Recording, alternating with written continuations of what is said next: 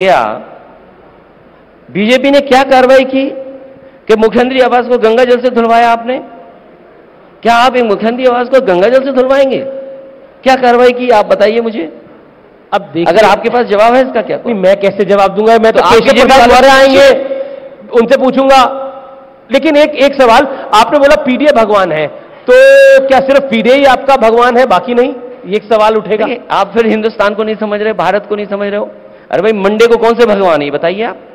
Tuesday को कौन से भगवान है? वेडनेसडे को कौन से भगवान है? बृहस्पति को कौन सा हम व्रत रखते हैं? शुक्रवार को हम कौन से व्रत रखते हैं? और हर दिन का हर भगवान का कलर भी है, इसलिए ये मत समझिए। तो पीडीए भी वही हिस्सा है।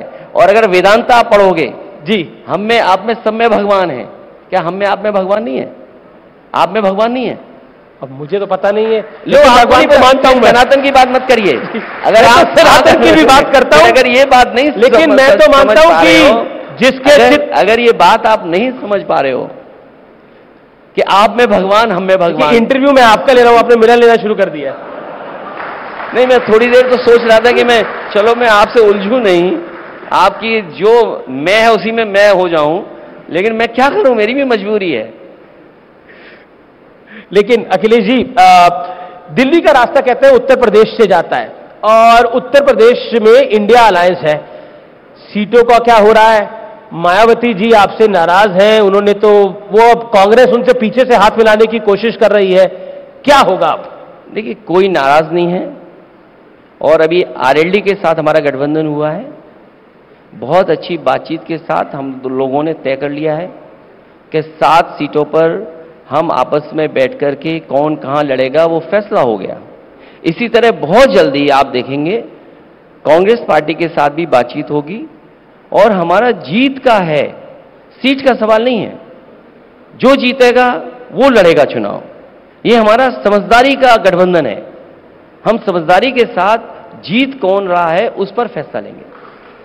लेकिन मायावती जी नाराज हो गई, उन्होंने आपको गिरगिट कह दिया, क्या कहना चाहते हैं आप उसमें? नहीं, वो मेरे लिए नहीं कह रहे थे, वो जो प्रधान बार बार बदल के आते हैं उनके लिए वो कह रही थी।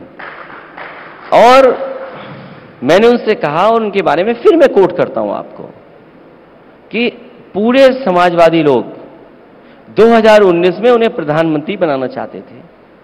ये हमारे समाजवादियों का सपना नहीं पूरा हुआ, बहुजन समाज के लोगों का सपना नहीं पूरा हुआ, तो हमारा उनका कोई झगड़ा नहीं है। बीजेपी वाले चाहते हैं कि हमारा उनका झगड़ा हो जाए। पर बीजेपी ने थोड़ी आपको ये शब्द बोले, मायावती ने बोले तो मैं बाइट प्ले करके दिखा देता हूं आपको। वो मेरे लिए नहीं बोला है उन्होंने। मैं जैसे सपा पार्टी के सुप्रीमो, सपा पार्टी के सुप्रीमो आप ही हैं। वो कहना कुछ और चाहती रही होंगी जी, या कुछ दबाव रहा होगा जिसकी वजह से कुछ और कह दिया उन्होंने। क्या दबाव रहा होगा? आजकल तो सब जानते हैं क्या दबाव है आजकल। बोल दीजिए। आप पर तो कोई दबाव नहीं है, तो आप तो बोल ही दीजिए दबाव कौन सा है। हमने तो अपनी पूरी राजनीति कर ली, अब क्या दबाव हमारे पे? अब सोचो दबाव क्या होगा हम पे। बीजेपी की समझ देखिए आप। हमने तो गोमती पर रिवर फ्रंट बनाया, नदी पर रिवर फ्रंट बनाया। बीजेपी को वो नाले पर रिवर फ्रंट बना रहे हैं, बताइए हद हो गई।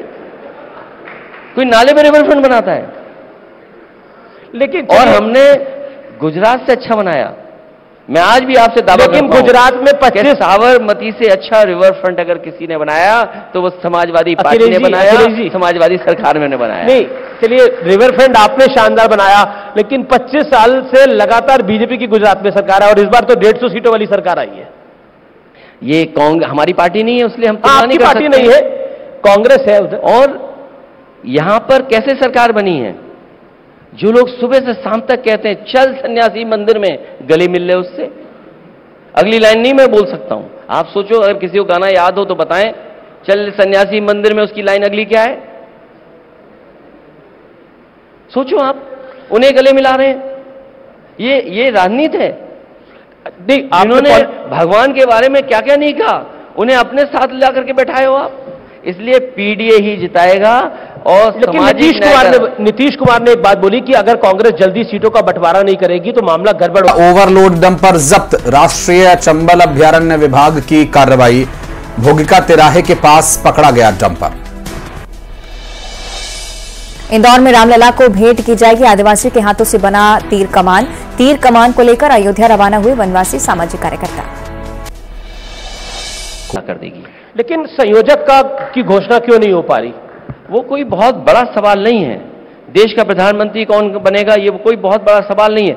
सबसे बड़ा सवाल ये है कि भारतीय जनता पार्टी ने जो झूठे सपने दिखाए थे, आय दोगुनी का, बेरोजगारी खत्म करने का, जी, स्मार्ट सिटी पर वो नए शहर बसाने का, स्मार्ट सिटी बसाने का, ये मेट्रो लगाने का, बनाने का, जी, आपके तमाम सुविधाएं देने का, आज आपकी जीडीपी कहां पहुंच गई?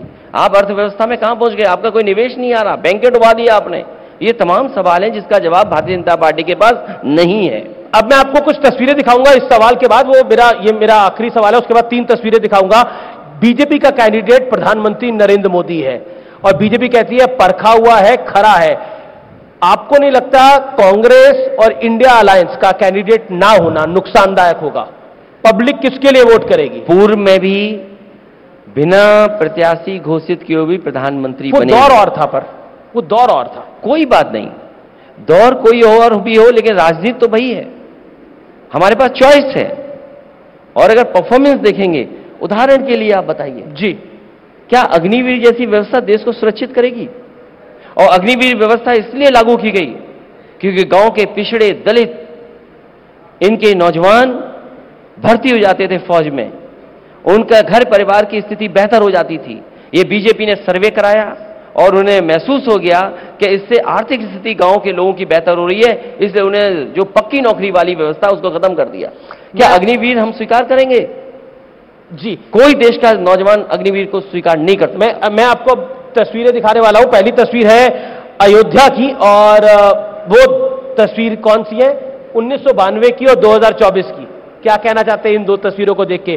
टेंट से महल में आ रहे हैं रामलला। सुप्रीम कोर्ट को बधाई। अगली तस्वीर दिखाते हैं कौन सी आ रही है। अगली तस्वीर देखते हैं कौन सी आ रही है। अखिलेश जी और मायावती जी, वो हमारे लिए हमेशा बढ़ी रही हैं और सम्मान से हम लोगों ने हमेशा सम्मान किया उनका। अगली तस्वीर देखते हैं कौन सी आती है। क्या कहना